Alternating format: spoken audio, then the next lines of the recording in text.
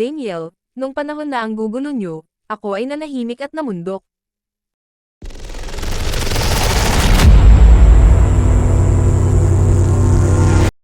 Namundok ang kapamilya aktor na si Daniel Padilla noong kasagsagan ng kontrobersya sa paghihiwalay nila ni Catherine Bernardo.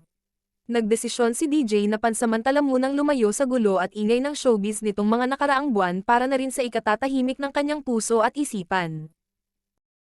Nagkwento ang binata tungkol sa mga kaganapan sa buhay niya pagkatapos ng kanyang contract signing sa ABS-CBN kahapon, February 12.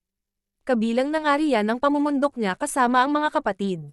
Noong mga panahon na ang gugulo ninyo, ako ay nanahimik at namundok muna kasama ko ang mga kapatid ko, pahayag ng ex-boyfriend ni Catherine Bernardo. Diyos ko, I had the best time. Lumayo lang muna ako sa harap ng mga kamera. You know, it's work. I have friends in my work. But this is not my life, pagbabahagi pa ng aktor. Dugtong pa niya, malaki ang mundo ko sa labas din ng industriya. Yun yung nagpaparamdam sa akin na tao pa rin ako, At hinding-hindi ako pwedeng lumayo doon. Nagpasalamat din ang binata sa kanyang mga kapatid dahil talagang naglaan ng oras at panahon ang mga ito para samahan siya sa pagtira sa bundok. Nauna rito, pinasalamatan din ni DJ si Catherine sa ilang taong pagsasama nila bilang magkarelasyon at magka-love team. Hinding-hindi ko makakalimutan si Catherine. Maraming salamat sa maraming taon na pinagsamahan. Hinding-hindi mawawala sa puso ko ang memories at ating adventures at journeys na pinagsamahan.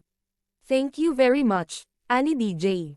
Ito naman ang message niya sa kanyang mga taga-suporta. I am just very truly grateful sa tiwala at pagmamahal. Sa mga fans wala na akong hihilingin pa, just thankful to you.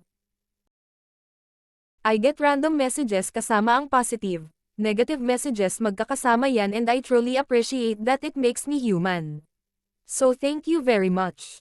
Yung mga mensahe nyo ay masakit man totoo. At yung iba nagbibigay ng positive messages, ang sarap sa puso kung alam nyo lang. Ang dami ko ring natutunan sa inyo, pahayag ng aktor.